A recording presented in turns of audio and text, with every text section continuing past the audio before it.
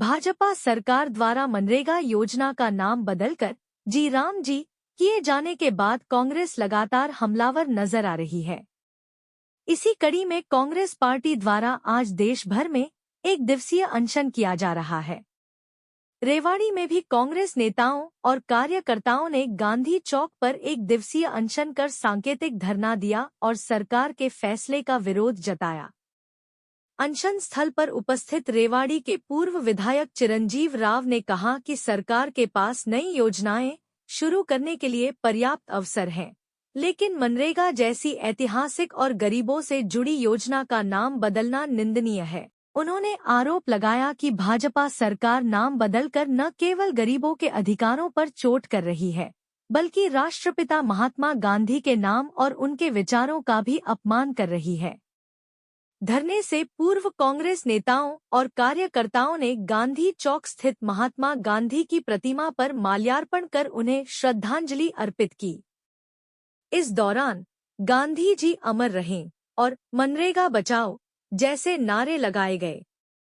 वक्ताओं ने कहा कि मनरेगा योजना ने ग्रामीण गरीबों को रोजगार और सम्मान देने का काम किया है, जिसे कमजोर करने का प्रयास बर्दाश्त नहीं किया जाएगा। कांग्रेस नेताओं ने चेतावनी दी कि यदि सरकार ने मनरेगा का नाम बदलने और उसमें किए जा रहे कथित बदलावों को वापस नहीं लिया, तो पार्टी आंदोलन को और तेज करेगी तथा गांव-गांव जाकर जनता को जागरूक किया जाएगा।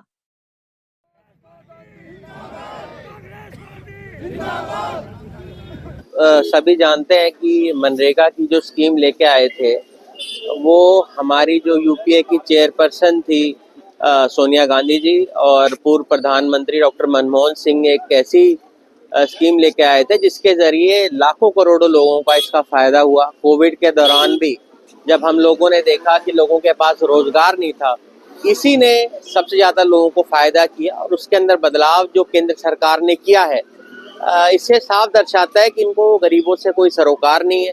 कांग्रेस पार्टी के समय के अंदर आपको पता है कि 90% इसका जो रेशो है वो केंद्र सरकार को देना होता था, तो 10% राज्य सरकारों को देना होता था। अब इन्होंने इसके अंदर पूरी तरह से बदलाव कर दिया कि 60% जो रेशो है वो केंद्र सरकार देगी और 40% का रेशो जो है वो राज्य सरकार देगी। कितनी राज्य सरकारें ऐसी हमारी हैं जो अपना जो भौतिक खर्चा है वो भी नहीं कर पाती। उसके अलावा 2 महीने का कैप जो इन लोगों ने रखा है जिसके अंदर लोगों को रोजगार नहीं मिल पाएगा, ये भी कहीं ना कहीं इसके ऊपर एक कुठाराघात करने का काम है। इसके साथ साथ अब केंद्र सरकार इस बात का फैसला करेगी कि किस प्रदेश को कितना फंड मिलेगा। तो मुझे लगता है इन सब चीजों के जरिए केंद्र सरकार इस मनरेगा की जो स्कीम है इसको कमजोर करने का काम कर रही है। मैं तो इस बात को स्वयं कहना चाहता हूं कि जब बीजेपी सरकार इस बात को स्वयं मान रही है कि महात्मा गांधी जी कितने बड़े भगवान राम के भक्त थे, उनके नाम के ऊपर चलाई हुई स्कीम को जो बदलाव करने का काम कर रहे हैं, ये दर्शाता है कि इनको कितना सरोकार महात्मा गांधी जी से है।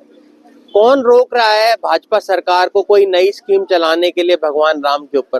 पर भगवान राम के नाम के ऊपर राजनीति करके ये एक स्कीम को कमजोर करने का काम कर रहे हैं, इसको कांग्रेस पार्टी कतई नहीं होने देगी। सर, नगर परिषद चुनाव आ रहे हैं तो पार्टी का क्या रहेगा? कांग्रेस सिंबल पे लड़ेगी या कैसे लड़ेगी? देखिए, तो पूरे हमारा जो नेतृत्व है कांग्रेस पार्टी हाईकमांड का, वो सब बैठ के इस बात के ऊपर फैसला करेंगे कि भी चुनाव को सिंबल पे करना है या कैसा। अब शहर के अंदर कहीं भी चल जाओ, शहर के जो हालात हैं वो किसी से छुपे नहीं हुए हैं। किसी भी गली के अंदर आप चले जाएंगे आपको टूटी सड़कें, सीवरेज ओवरफ्लो नज़र आएंगे।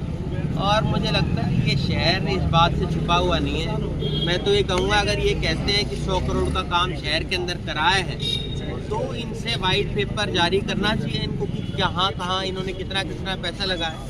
फैसला जो है ये जनता करेगी कि दोबारा बनना है नहीं बनना है, किसको बनना है। अगर उनको लगता है कि उन्होंने अच्छा काम किया तो मैं कहूँगा उनको लड़ना चाहिए। आप इस कार्यकाल को कितना नंबर देंगे? मैं तो जी इसको अंडा दूंगा बहुत बड़ा, 0। तो आज कांग्रेस पार्टी की तरफ से जो हमारा AICC का प्रोग्राम था, जिसमें आज हमारे बड़े नेता, पूर्व MLA, पूर्व मंत्री और सभी कांग्रेस के कार्यकर्ता सारे शामिल हुए हैं। और इस प्रोग्राम को हम 40-45 दिन के तहत जो हम चलाएंगे, और जैसा हम आपस में जैसा भी ज्ञापन देना है 4 तारीख को, उस पर डिस्कस करके फिर DC साहब को ज्ञापन करेंगे। नगर परिषद चुनाव को लेकर क्या कहेंगे? नगर परिषद चुनाव को लेकर हम पूछेंगे, आएंगे हमारे अपने नेताओं के साथ। रेवाड़ी की जनता से हमने अभी आपने पीछे हाउस की मीटिंग में देखा, और मैंने वहाँ भी मुद्दा उठाया, और जब मैं जीत के आया था जब से वो मुद्दा उठा रहा हूँ कि आप सफाई कर्मचारी की भर्ती करो।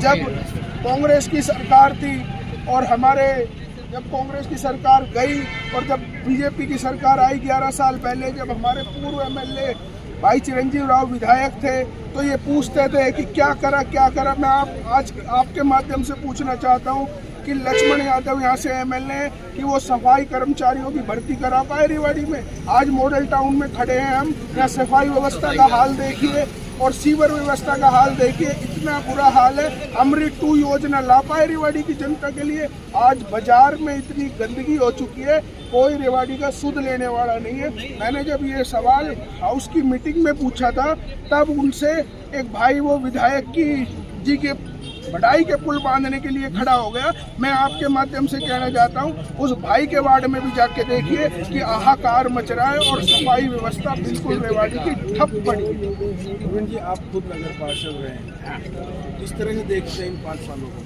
देखो, 5 सालों को मैंने आपको बताया है कि ब्यूरोक्रेसी इतनी हैवी रही है कि एक आम जब जनप्रतिनिधि, जब पार्टी के ही पार्षद, आपने देखा होगा इन 5 साल में जब पार्टी के ही पार्षद अपनी पार्टी के खिलाफ बोलना शुरू कर दे, तो आप समझ सकते हो कि विपक्ष के और एक आम जनता का, जो आम नागरिक है रेवाड़ी की जनता का, वो कैसे काम करा पाएगा इस कार्यकाल। आपने नगर परिषद में जो चुनाव लड़ा गया तो 32 जो है विकास कार्यों का एजेंडा दिया था, उनमें से कितने पूरे हुए और आप अपने लेवल में कितना कर रहे हैं? नहीं, देखो, जो आप एजेंडे की बात कर रहे हो वो तो अभी लोकल बॉडीज के चुनाव आ रहे हैं, उस मुद्दों पे तो हम अब बात करेंगे कि इन्होंने किस तरीके से लॉलीपॉप दिया रेवाड़ी की जनता को और ये कहाँ तक सफल हुए। और बात रही मेरी, देखो, मेरी मदर 20 साल पार्षद रही, हमने अपने वार्ड के लोगों की सेवा नहीं करी है। मेरे तो आसपास जितने भी वार्ड लगते हैं, आप मेरे बारे में कहीं पूछना, एक तो हमने सबके फ़ोन उठाए हैं 5 सालों में, और निस्वार्थ भाव से चाहे आधी रात को काम करने की बात हो, आधी रात को खड़े हैं। और आपके माध्यम से कहता हूं कि मेरे लिए तो मेरी जनता का इतना प्यार है कि अगर चुनाव मेरे लेके आज करो या 2 महीने बाद करो, मैं फिर चुनाव जीत के नगर परिषद का मेंबर बनूँ।